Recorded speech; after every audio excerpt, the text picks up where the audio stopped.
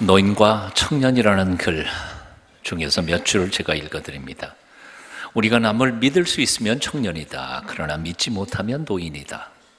아직도 인생을 즐길 수 있다면 청년이지만 모든 것을 포기했다면 노인이다. 새로운 아이디어를 찾고 있다면 청년이지만 그저 과거의 전통과 방법에만 의지하고 있다면 노인이며, 아직 아름다워지고자 노력한다면 청년이지만 과거만 회상하고 있다면 노인이다. 다른 이들과 교제의 즐거움을 찾고 있다면 청년이지만 고독에서 헤어나지 못하고 있다면 노인이다. 남에게 주기를 기뻐한다면 아직 청년이지만 그저 받으려고만 한다면 노인이요, 뭔가 꿈을 가지고 있다면 청년이지만 꿈을 포기하고 오늘만을 바라보고 있다면 노인이다. 노인과 청년, 나이에 달려있지 않고 마음에 달려있다.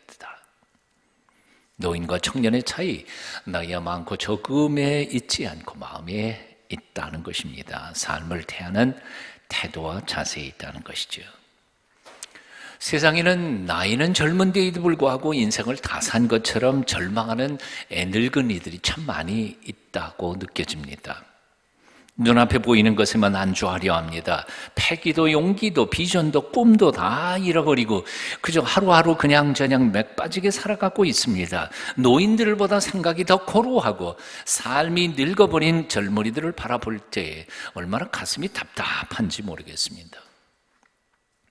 너무 일찍 성에 눈뜨고 찌들린 청소년들, 술과 담배와 마약에 몸이 다 망가지고 채 스물도 되기 전에 인생의 쓴맛 단맛 다 보고 이제는 더 이상 살아야 할 이유조차 느끼지 못하며 몸과 마음이 폭삭 늙어버린 아이들, 한창 상기 발랄해야 할 젊은 나이에 벌써 죽음을 수십 번씩 생각하면서 살아가는 불쌍한 아이들이 우리 주위에는 너무 많습니다.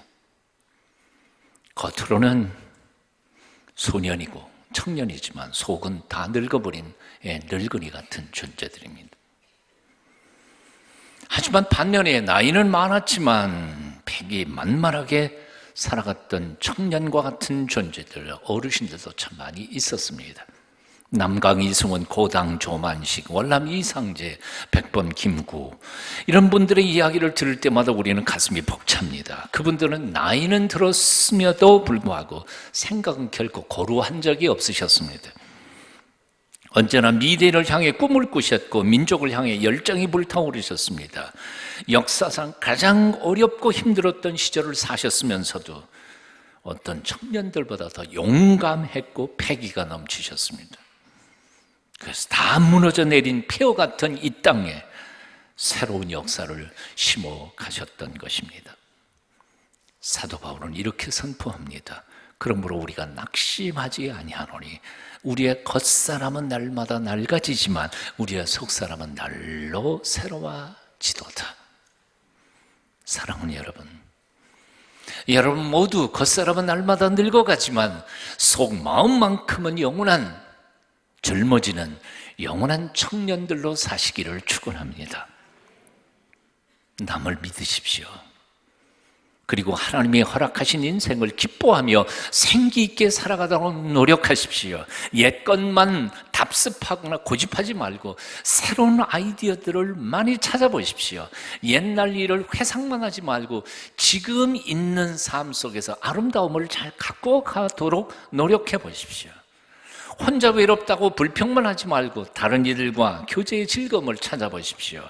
받기보다 주기를 노력해 보십시오. 아직도 하나님께서 나를 통하여 이루실 일이 뭔가 있을 것이라는 사실을 믿고 꿈을 꾸십시오. 비전을 가지고 내일을 바라보며 살아가십시오. 한번 따라해 보실래요? 노인과 청년, 나이가 아니라 마음에 달려있다. 믿으세요? 요즘 흔히 하는 얘기 있잖아요. 나이는 뭐라고요? 잘하시네요. 나이는 숫자에 불과해요. 정말이요. 2000년 전 예수님은 장사 지내려고 나인성 밖으로 나가던 장례 행렬을 세우셨습니다. 그리고 관 속에 누워있던 죽은 시신을 향하여 이렇게 명령하셨습니다. 청년아, 내가 네게 말하노니 일어나라. 우리가 믿는 예수님은 장사 지내려고 나아가는 죽은 시신에게도 명령하시는 전능하신 하나님이십니다. 어떤 처지에 있든지 모든 인생들을 일으키시는 능력의 하나님이십니다. 절망하는 자를 일으키시고 포기하고 낙심한 자를 일으키시고 심지어는 죽은 자까지도 일으키시는 살아계신 하나님이시라는 사실을 여러분 믿으십니까? 여호수아가 전쟁에서 지고 엎드려 절망할 때에 하나님의 여호와께서는 이렇게 말씀하셨습니다. 여호수아 7장 10절, 일어나라, 어찌하여 이렇게 엎드렸느냐. 이세벨에게 쫓겨 절망하던 엘리야에게 하나님은 또 말씀하셨습니다. 일어나라, 어찌하여 내가 여기 엎드렸느냐. 죽은 회당장 야이로의 딸에게 주님은 명령하셨습니다. 소녀야, 내가 네게 말하노니 일어나라. 감옥에 갇혀서 삶을 포기할 뻔했던 사도 베드로에게 천사가 나타나 이렇게 말합니다. 사도행전 12장 7절입니다. 베드로의 옆구리를 축 깨고 가로되 급히 일어나라. 오늘도 그 똑같으신 하나님께서 예배를 드리는 우리에게 명령하고 계십니다. 청년아, 일어나라. 자는 자여, 일어나라. 낙심하고 절망하는 자여, 일어나라. 내가 어찌 여기 엎드려 있느냐. 일어나라. 일어나십시오. 절망하고 포기한 그 자리에서 일어나십시오. 일어나서 용기로 회복하고 하나님을 바라보기 시작하십시오. 이사야 선지자는 이렇게 선포했습니다. 소년이라도 피곤하며 곤비하며 장정이라도 넘어지며 쓰러지되 오직 여호와를 앙망하는 자는 새 힘을 얻으리니 독수리 날개치며 올라감 같을 것이요 다른 박질하여도 곤비하지 아니하겠고 걸어가도 피곤하지 아니하리라. 일어나십시오. 하나님을 우러러 바라보십시오. 우리의 삶이 아무리 힘들고 어려워도 그분을 바라보는 자마다 새 힘을 얻게 될 것입니다. 2000년 전 나인성 과부의 아들은 일어나라 하는 예수님의 명령 앞에서 누워있던 관뚜껑을 열고 뛰쳐 일어났습니다. 그렇다면 오늘날 우리는 어디에서부터 일어나야 할까요?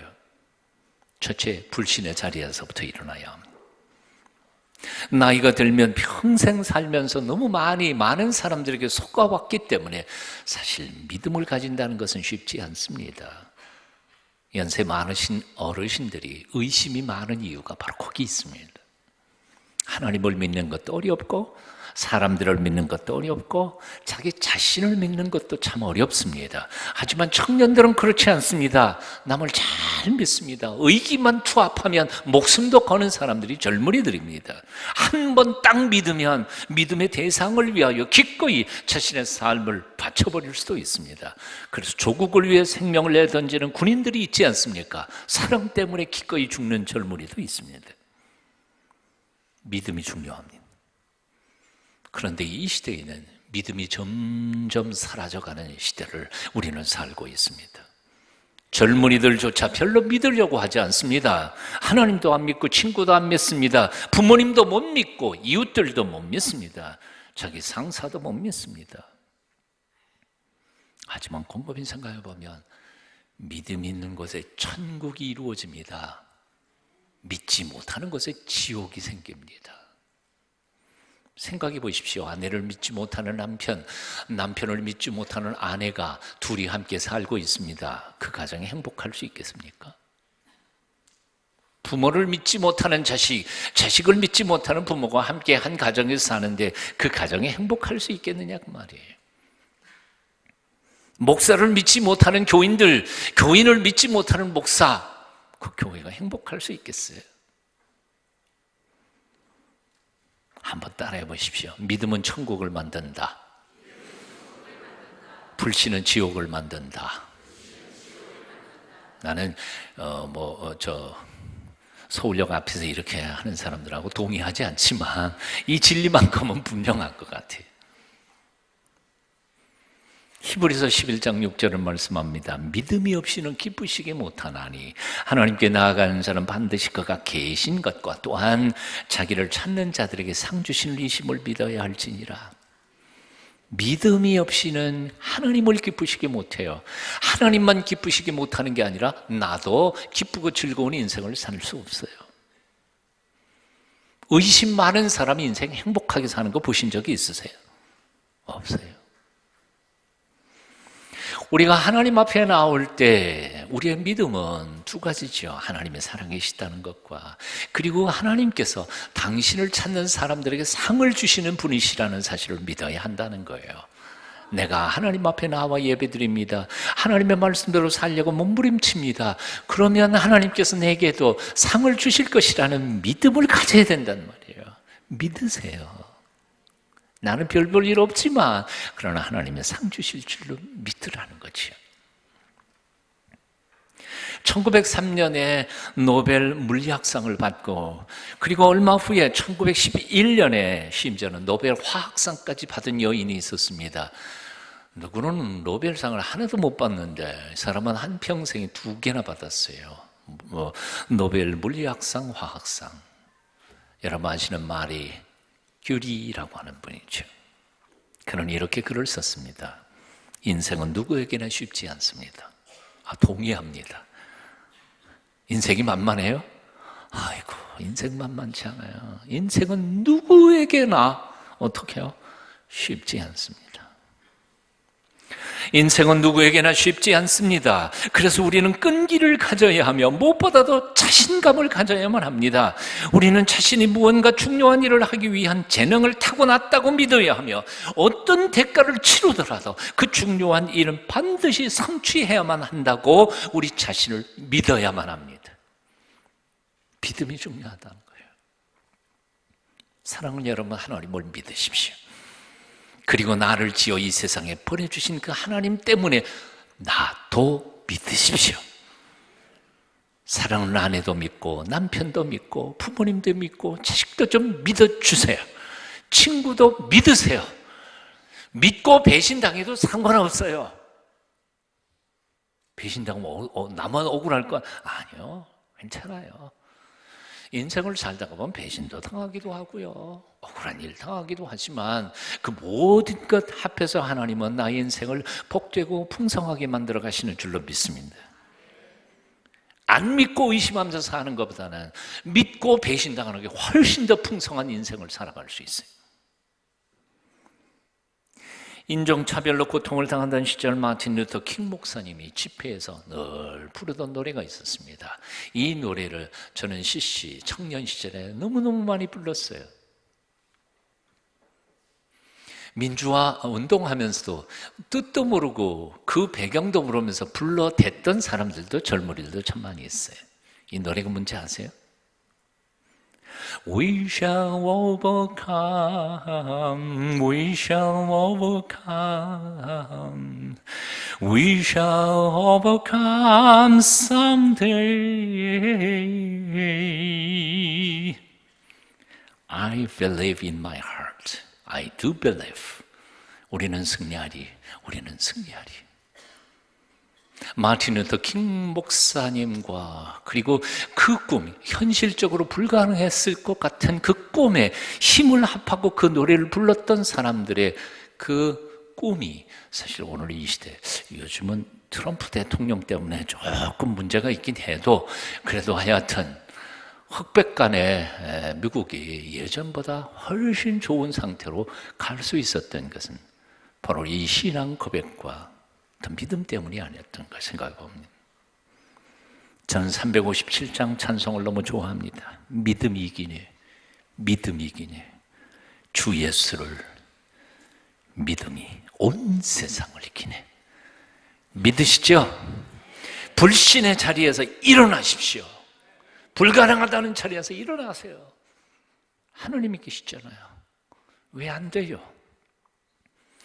두 번째 우리가 일어나야 할 자리는 게으름의 자리입니다. 게으름의 자리에서 일어나셔야 합니다. 청년에게 주어진 보물이 있다면 그것은 시간과 열정입니다. 청년에게는 시간이 있습니다. 기회가 있습니다. 하지만 노인들에게는 꿈은 있어도 그 꿈을 이룰 수 있는 시간이 많지 않다는 것이, 그래서 불안하다는 겁니다. 언제 죽을지 모르거든요. 꿈을 꿔도 그것을 이룰 수 있는 가능성이 있는지 없는지 잘 모릅니다. 하지만 청년들에게는 시간이 있어요. 네? 기회가 있어요. 두 번째로 하나님께서 주신 청년들에게 주신 축복이 있습니다. 그것은 무관히 열정입니다. 패션입니다. 실패할 가능성도 무수히 많습니다. 그럼에도 불구하고 그 실패를 무릅쓰고 뛰어가고 달릴 수 있는 열정, 패션이 젊은이들 가슴에는 있습니다. 노인에게는 나이가 들어 손발이 차지고 심장이 식어가면서 점점 열정도 식어갑니다. 예전에는 불같이 세상을 향해 타오르던 열정이 자기 자신 하나 지키지 못할 만큼 그렇게 차츰차츰 식어가고 맙니다. 그런데 청년들에게는 세상을 향해 불타오르는 불꽃이 가슴속에 있습니다. 두 가지 축복, 시간과 열정. 이 두 가지의 축복을 한순간에 없애버리는, 한순간에 녹여버리는 죄가 있습니다. 게으름이라고 하는 죄입니다. 게으름은 그 시간과 기회와 열정을 동시에 말려버릴 수 있습니다. 얼마나 많은 젊은이들이 게으름으로 세월을 낭비하고 있는지 모릅니다. 게으름, 하나님이 주신 모든 보물들을 다 낭비해버리고 맙니다. 그래서 중세 때에 하나님께 결코 용서받을 수 없는 7가지 죄악 중에 하나가 바로 게으름이었습니다. 원래 우리는 게으름을 죄라고 인정하지 않는 경향이 있습니다만 중세 때는 용서받지 못할 죄, 게으름이었습니다. 옛날 어르신들은 이런 말을 했습니다. 봄날 하루 게으르면 겨울 한 달을 굶는다. 우리 아버님이 농부이셨습니다. 그래서 봄날이 얼마나 바쁜지 모릅니다. 봄날 하루 게으르면 수확량이 떨어지거든요. 그래서 겨울에는 한 달 굶게 될 수밖에 없다는 거예요. 직장인 18만 명에게 시계를 왜 차고 다니느냐고 질문했습니다. 그랬더니 거의 대부분의 사람들이 뭐라고 대답한지 아십니까? 퇴근 시간을 알고 싶어서. 일 끝나기만 기다리는 사람, 적당히 시간을 때우면서 살아가는 사람, 그런 사람은 결코 성공할 수 없다는 겁니다. 독일의 유명한 재상 비스마르크는 독일 청년에게 고함이라는 글 속에서 이런 말을 했습니다. 청년에게 권하고 싶은 말 3마디가 있다. 일하라. 더욱 일하라. 끝까지 일하라. 봄날의 가을 추수를 염려하는 농부는 부지런하게 살 것입니다. 청년 시절에 노년의 때를 기억할 줄 아는 젊은이는 부지런히 노력할 것입니다. 게으르지 마십시오. 하나님이 주신 시간과 열정을 불태워서 최선을 다하여 일하십시오. 옆에 있는 사람 얼굴 쳐다보시면서 게으르지 마세요. 나중에 후회할 거예요. 세 번째로 우리가 일어나야 할 자리가 있습니다. 썩어져가는 자리에서 일어나야 합니다. 관은 죽은 시체가 썩어가는 자리입니다. 그래서 다시 생명을 부여받은 청년은 그 관에 더 이상 누워 있어서는 안 되었습니다. 관을 박차고 뛰어나와야 했습니다.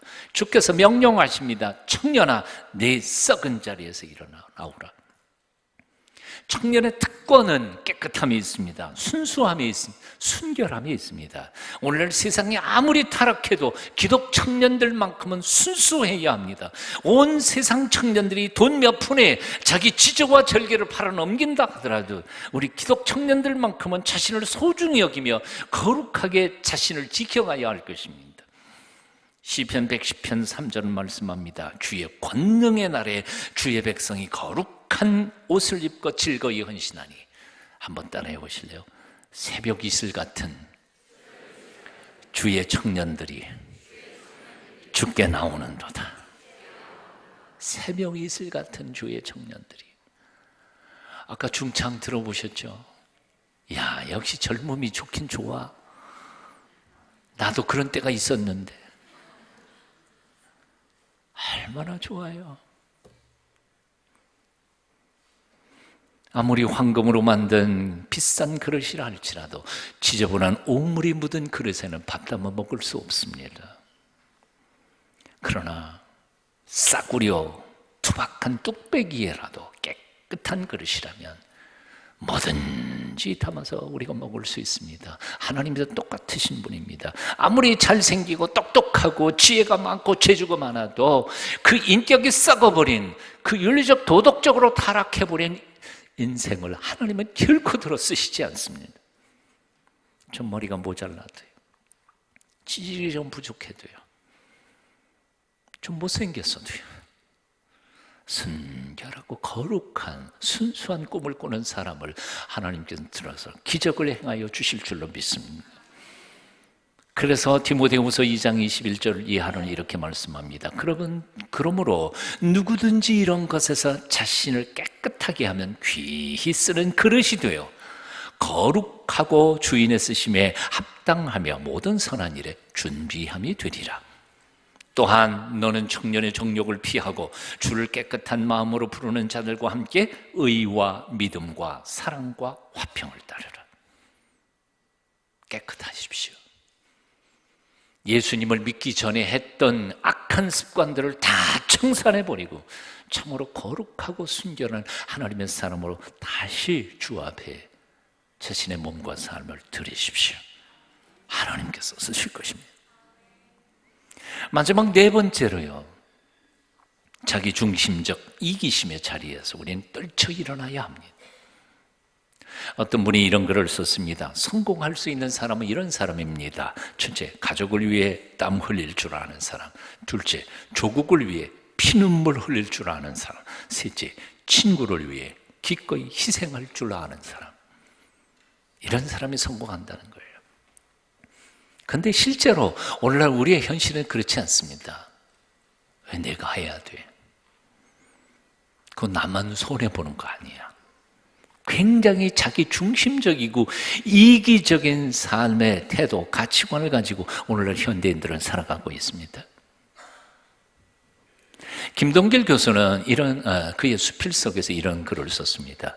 대학교 1학년, 2학년을 다니면서 추구하는 것이 고작 예쁜 여자, 돈 있는 남자라고 한다면 그 젊은이들의 장래는 보지 않고서도 미리 짐작할 수 있다. 그런 작은 꿈에서 무슨 큰 열매를 기대할 수 있단 말인가? 아름다움이 오래 지속되는 것도 아니고 그 돈이 영구히 간직되는 것도 아니다. 세계 미인 대회에서 1, 2등을 한 미녀들이 그 후에 어떻게 되었는지 한번 알아볼 마음은 없는가?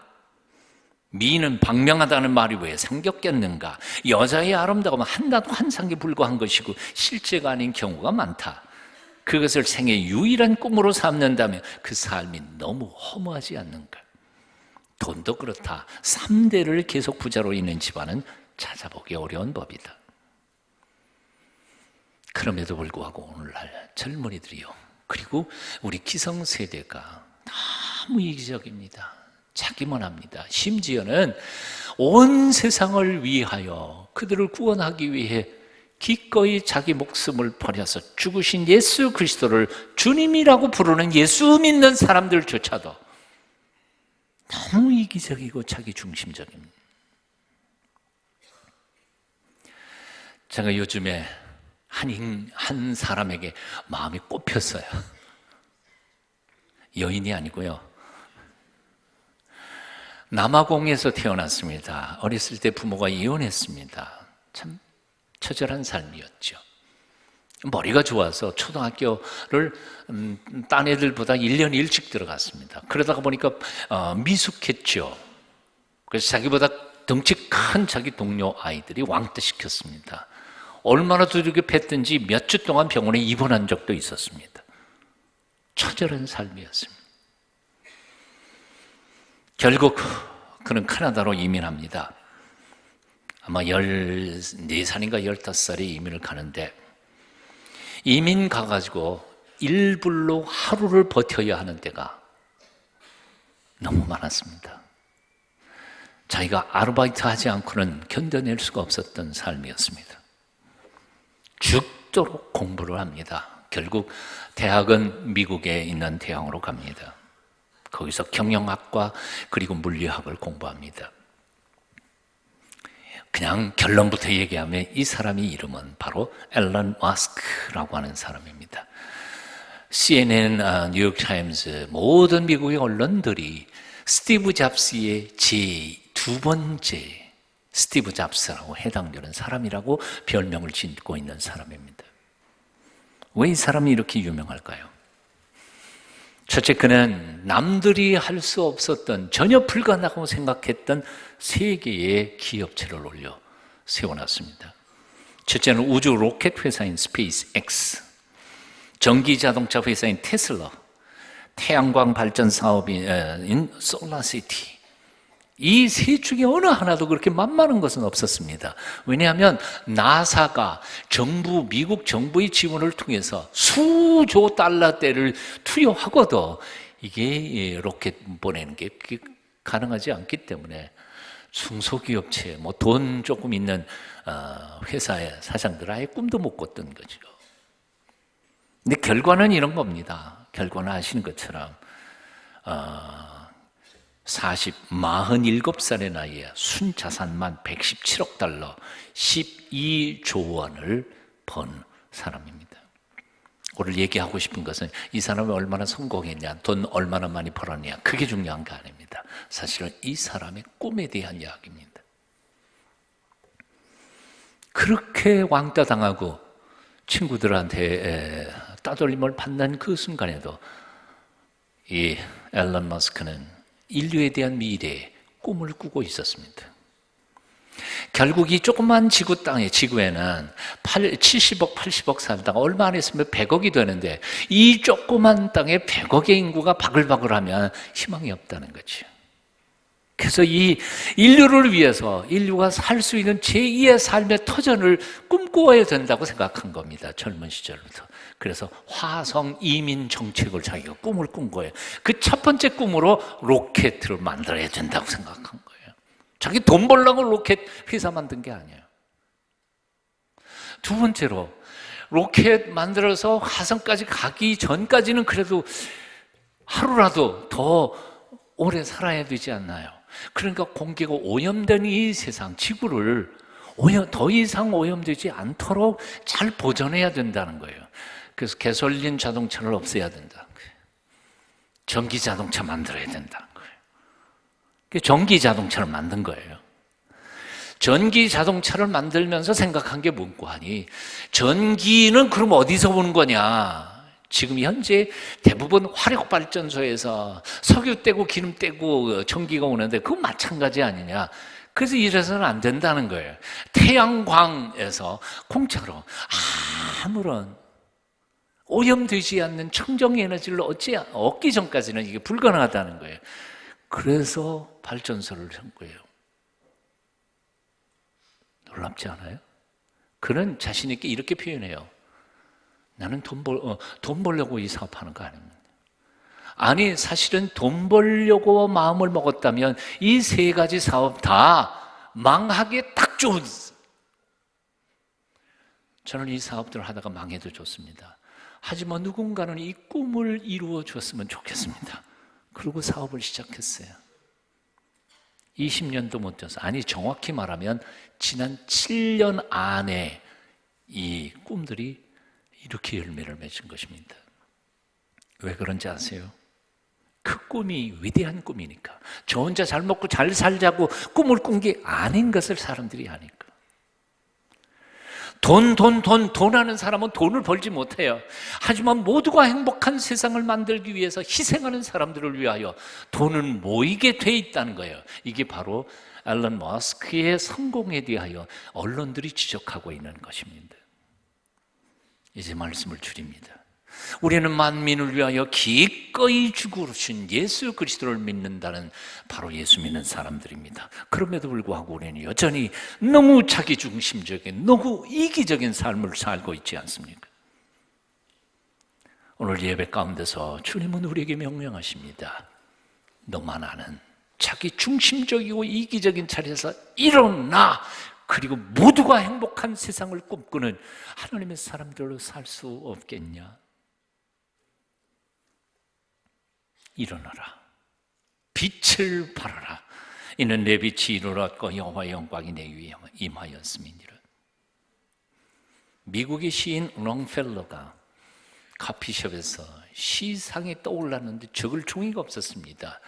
바로 옆에 있던 휴지조각에다가 시상을 썼습니다. 나중에 그게 $6,000에 팔렸습니다.